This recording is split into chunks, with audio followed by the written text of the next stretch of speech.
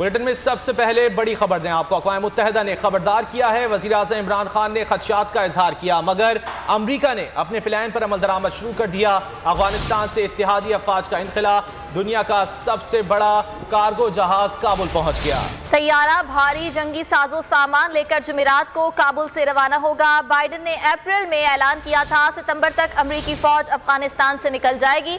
आपको इस खबर के हवाले से आगाह कर रहे हैं। आपको बताएं कि अमरीकी फौज के इनखला के हवाले से अमरीका की जानिब से तैयारियां की जा रही हैं। अक़वाम मुत्तहिदा ने खबरदार किया है इस मौके पर कि वज़ीर आज़म इमरान खान ने खदशात का इजहार किया, मगर अमरीका ने अपने प्लान पर अमल दरामद शुरू कर दिया है।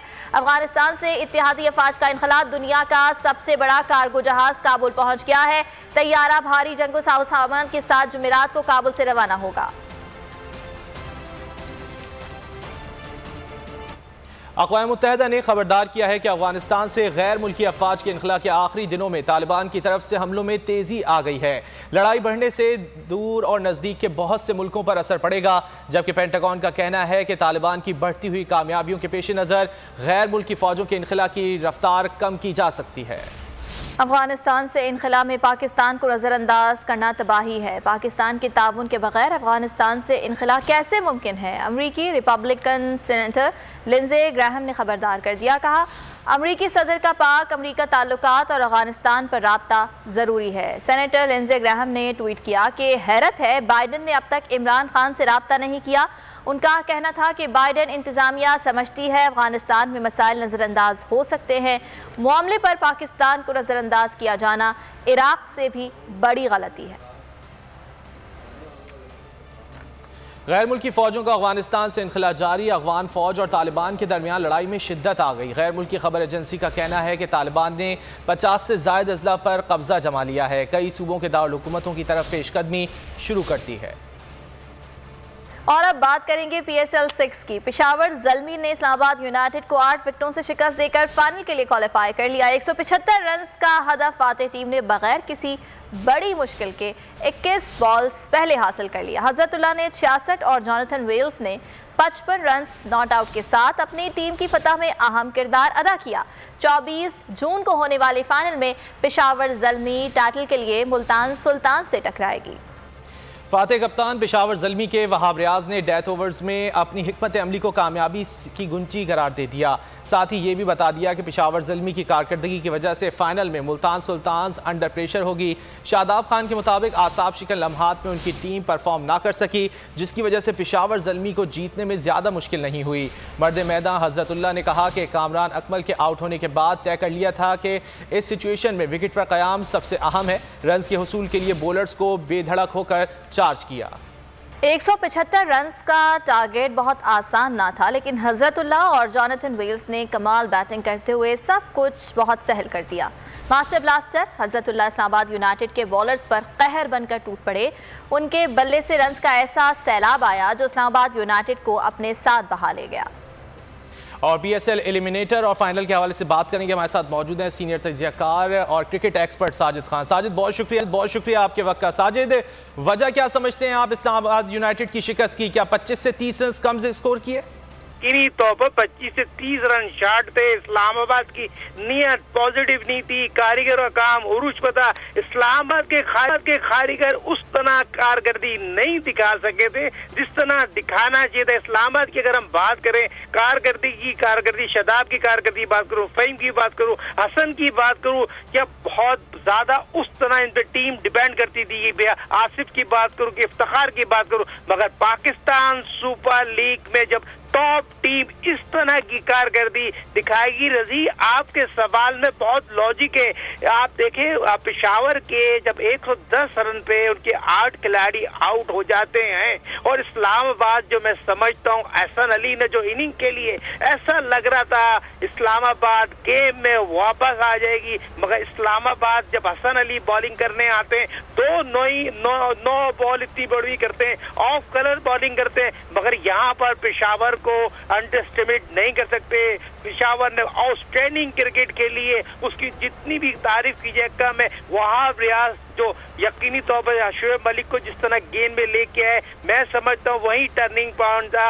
अब उस्मान ख्वाजा एक वर्ल्ड क्लास प्लेयर का जिस तरह रन आउट होकर पवेलियन वापस जाना है ना, तो यहाँ पर ये क्रेडिट तो पेशावर ज़ल्मी को आपको देना पड़ेगा। पेशावर ज़ल्मी ने जितनी भी शानदार कारकर्दगी दिखाई है, कल कराची किंग को अच्छा साजिद, पेशावर की बैटिंग की तरफ भी आएंगे, पहले हसन अली के हवाले से बात कर लेते हैं। हसन अली ने जिस तरह आकर बैटिंग किए, उसको आप कितना बेहतर समझते हैं पाकिस्तान के लिए फ्यूचर में? बहुत प्यारा सवाल है रजी। बेहतरीन ऑलराउंडर, बेहतरीन वर्ल्ड क्लास ऑलराउंडर भर के सामने आए। प्रेशर में जिस तरह उन्होंने 47 रन बनाए 17 बॉलों पे, उसकी जितनी भी तारीफ की जाए कम है। आउटस्टैंडिंग क्रिकेट देखने को मिली है और ऐसा लग रहा था हसन अली की जो रन बने थे, मगर इस्लामाबाद मैच जीत सकता है, मगर इस्लामाबाद के कप्तान शदाब ने उस तरह कप्तानी नहीं की जिस तरह करना चाहिए। वसीम की बात करूं या आकिब की बात करूं, उसको उन्होंने बॉलिंग उस तरह नहीं कराई जिस तरह कराई चाहिए। फहीम अशरफ जो पाकिस्तान के तीनों फॉर्म में क्रिकेट खेलते हैं, मगर उन्होंने उस तरह की बॉलिंग नहीं की जिस तरह करना चाहिए। मगर रजी यकीनी तौर पर जो जीत यकीनी तौर पर पेशावर के ज़मीन में आई, पेशावर चौथी दफा फाइनल खेलने जा रहा है, उसको बहुत बहुत मुबारक हो। ये Australian cricket, Pakistan Super league जो हमारा अपना ब्रांड है, आईपीएल नहीं हुई, पाकिस्तान सुपर लीग होने जा रहा है। जो अब तक की हमारी इत्तलात है, छठा पाकिस्तान सुपर लीग जो खेला जाएगा, डू एंड डाई। मुल्तान पहली दफा पहुंची है। मुल्तान यकीनी तौर पर रजीज हमारी आपकी बात हुई तो हमने वाज़ेह तौर पर रिजवान की कप्तानी को बहुत हाईलाइट किया था। रिजवान ने बहुत शानदार कप्तानी की है और तमाम खिलाड़ी उसको मायूस नहीं। और शोएब मकसूद की बात करूं, शान मसूद की बात करूं, ठीक है साजिद, इसी बारे में बात करें। अगर पेशावर चौथी बार फाइनल में पहुंचा है, लेकिन मुल्तान सुल्तान्स पहली बार फाइनल खेलने जा रहे हैं और मुल्तान सुल्तान्स ने जिस कारकर्दगी का अबू धाबी में मुजाहरा किया, उसको भी सब अप्रिशिएट कर रहे हैं। आप क्या समझते हैं अब मुल्तान की क्या हिकमत अमली होनी चाहिए अगर उन्हें पीएसएल की ट्रॉफी जीतनी है तो? देखिए बहुत सिंपल है।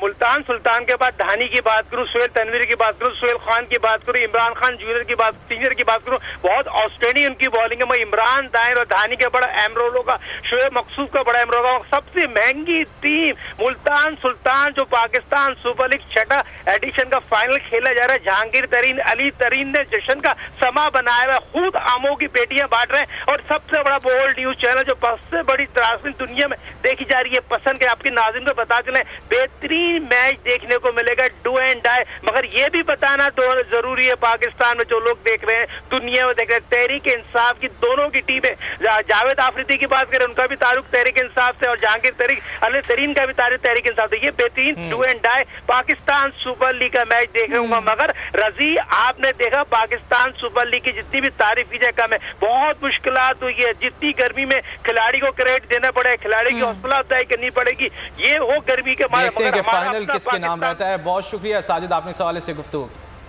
और अब बात करेंगे कोरोना वायरस की, तो आपको ये बताएं कि मुल्क भर में कोरोना के वार अब कमजोर होते दिखाई दे रहे हैं। 24 घंटों में 930 केसेस रिपोर्ट हुए, 45,519 टेस्ट किए गए। कोरोना के मुस्बत केसेस की शरह 2.04% रही। बॉहलक वायरस ने मजीद 39 अफराद को मौत की नींद सुला दिया। कोरोना से अमवात की मजमूई तादाद 22,073 हो गई है। वफाकी काबीना के इजलास में बड़े फैसले, 18 खरब के कर्ज के लिए मोटरवेज और हवाई अड्डे गिरवी रखने के प्लान की मंजूरी दे दी गई। 10 लाख टन गंदम दरामद करने की भी मंजूरी दी गई। इजलास के दौरान गुफ्तगू में वज़ीर आज़म का कहना था कि महंगाई में कमी हमारी अव्वलीन तरजीह है, गरीब आदमी को ज़्यादा से ज़्यादा रिलीफ दिया जाए। वफाकी काबीना के इजलास में बड़े फैसले कर लिए गए हैं। 18 खरब के कर्ज के लिए मोटरवेज और हवाई अड्डों को गिरवी रखने के प्लान की मंजूरी दे दी गई है। इसी हवाले से बात करेंगे, हमारे साथ मौजूद हैं माहिर माशियात डॉक्टर आसिम इकबाल साहब। आसिम साहब बहुत शुक्रिया आपके वक्त का। आसिम साहब किस तरह देख रहे हैं आप वफाकी काबीना के इस फैसले के 18 खरब के कर्ज के लिए अब मोटरवेज और हवाई अड्डे गिरवी रखे जाएंगे? बहुत शुक्रिया जी, आपने मुझे मौका दिया इस मौजू पर बोलने का। मेरे ख्याल से ये हम सोच रहे थे कि हमारा जो बजट है, इस दफ़ा जो गवर्नमेंट ने बजट पेश किया है वो बहुत बैलेंस है। और गवर्नमेंट ने जो इतनी इजी फिस्कल पॉलिसी की, लोगों को कुछ टैक्सेस में छूट दी और मिनिमम वेज को भी गवर्नमेंट ने इंक्रीज़ किया, प्लस उसके बाद गवर्नमेंट एम्प्लॉयज़ की जो इनकम है उसको भी इंक्रीज़ किया, प्लस ओवरऑल जो एक्सपेंडिचर है वो भी एक्सपेंड कर रही है। तो लेकिन ये बड़े अफसोसनाक बात है कि गवर्नमेंट जो है ये अपने जितने भी एक्सपेंडिचर्स हैं उसको बजाय के टैक्स बेस को बढ़ाया जाए, बजाय के जो टैक्स इन्वेजन कर रहे हैं उनसे टैक्स कलेक्शन की जाए, गवर्नमेंट अपने जो बड़े इम्पोर्टेंट इंतहाई अहमियत के हामिल जो असासे हैं उनको गिरवी रख कर गवर्नमेंट ये सारी फाइनेंसिंग कर रही है। और इसके और भी बड़े तरीक़ेकार हो सकते थे इस फाइनेंसिंग को पूरा करने के लिए। गवर्नमेंट को थोड़ा सा इस हवाले से एफिशिएंट अगर होना पड़ेगा तो जो टारगेटेड रेवेन्यू है गवर्नमेंट कलेक्ट कर सकती है। अपने साथ से इसी तरह जो इंटरनेशनल या नेशनल इन्वेस्टर्स हैं उनको गिरवी रखा कर अगर इतनी अमाउंट गवर्नमेंट रखती है तो नॉर्मली जो इंटरनेशनल गवर्नमेंट्स हैं यानी कि जो दूसरे कंट्रीज हैं वो इससे बेनिफिट ले चुके हैं पहले से। लेकिन ये डिपेंड करता है कि गवर्नमेंट इस मद में जो उनको अमाउंट मिल रही है 1.8 ट्रिलियन अपने सिर्फ उसको खर्च कैसे कर रही है।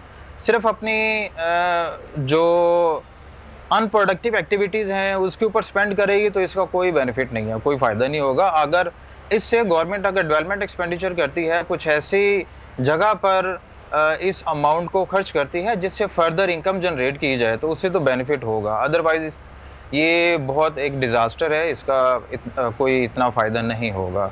ठीक है, इट डिपेंड्स। ठीक है, कासिम इकबाल साहब ये भी बताएगा कि आप ये कह रहे हैं कि इससे पहले भी दीगर ममालिक में भी ऐसा होता रहा है, कोई इसकी वाज़ेह मिसाल आप बताएंगे कि इस तरह की प्रैक्टिसेस किन ममालिक में हुई है और उन्होंने इससे फ़ायदा कैसे हासिल किया है? स्कैंडिनेवियन कंट्रीज़ की एग्जांपल ले सकते हैं। स्कैंडिनेवियन कंट्रीज़ ने भी अपने जो असासे हैं वो गिरवी रखकर अपने एक्सपेंडिचर पूरे करती रही है। वो बहुत हैवीली डेप्टेड कंट्रीज़ हैं और अगर आप उनका लिविंग स्टैंडर्ड देखें तो पूरी दुनिया में सबसे अच्छा लिविंग स्टैंडर्ड स्कैंडिनेवियन कंट्रीज़ का गिना जाता है। जैसे फिनलैंड है, स्वीडन है, नॉर्वे है, तो ये हमारे पास बेस्ट एग्जांपल है। लेकिन ये डिपेंड उनकी गवर्नमेंट जो है वो उनके जो लोग हैं वहाँ पर लिटरेसी रेट हाई है, वो लोग बड़े सिंसियर हैं अपनी गवर्नमेंट के साथ, गवर्नमेंट अपने लोगों के साथ सिंसियर है और गवर्नमेंट उनको फैसिलिटीज़ प्रोवाइड कर रही है। लेकिन ये डिपेंड करता है कि गवर्नमेंट अपने पाकिस्तान की गवर्नमेंट अगर अपने साथ से गिरवी रखकर इतनी अमाउंट ले रही है तो ये किस तरीके से इसकी स्पेंडिंग करती है।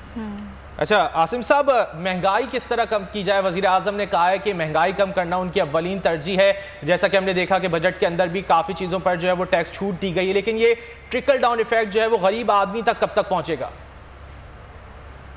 अच्छा, महंगाई जो है इसमें पहले भी मैंने बात की थी कि हमारी जो मार्केट है वो बड़ी इनएफिशिएंट है और गवर्नमेंट को थोड़ी सी सख्ती से निपटना पड़ेगा। जो हमारे कार्टल्स हैं उनको देखना पड़ेगा। उसके अलावा कुछ एक और, क्योंकि इकोनॉमिक्स के जो मैटर्स हैं, जितने भी मैटर्स हैं, वहाँ पर ट्रेड ऑफ है। अगर आप एक चीज़ को अचीव करने जाते हैं तो दूसरी को आपको गिव अप करना पड़ता है। तो जैसे फॉर एग्जांपल अगर आपने इन्फ्लेशन को कंट्रोल करना है तो स्टेट बैंक को अपना इंटरेस्ट रेट थोड़ा सा बढ़ाना पड़ेगा। लेकिन अगर गवर्नमेंट, ये बहुत मुश्किल है, अगर स्टेट बैंक अपना इंटरेस्ट रेट थोड़ा सा इंक्रीज़ करती है तो उससे ओवरऑल इन्वेस्टमेंट भी कम हो सकती है। लेकिन दूसरी साइड से गवर्नमेंट जो है, जैसे अभी सुनने में आ रहा है कि जो फ्लोर मिल्क मालिकान हैं उनके, आपने भी न्यूज़ चलाई कि टर्नओवर के ऊपर गवर्नमेंट ने टैक्स रखा है, तो ऐसे टैक्सेस जो है गवर्नमेंट को अवॉइड करने चाहिए। डेफिनेटली एक जनरल सा रूल है, अगर आप टर्नओवर के ऊपर टैक्स इंक्रीज़ करते हैं तो डेफिनेटली जो फ्लोर मिल्क मालिकान है, जो प्रोड्यूसर है, उसने वो बर्डन कंज्यूमर के ऊपर शिफ्ट करना है। तो इसको कंट्रोल करने की ज़रूरत है। गवर्नमेंट अपने रेवेन्यू को कलेक्शन करने के लिए, बढ़ाने के लिए थोड़ा सा उसको इनएफिशिएंट होना पड़ेगा, एफिशिएंट उसको होना पड़ेगा। यानी कि अपने ऐसे लोग जो कि टैक्स इवेजन कर रहे हैं उनको पकड़ना पड़ेगा, उनको टैक्स नेट के अंदर लेके आना पड़ेगा। ठीक है, हमारे कासिम इकबाल साहब हमारे साथ मौजूद थे, आपने अपना वक्त दिया, बहुत शुक्रिया आपका।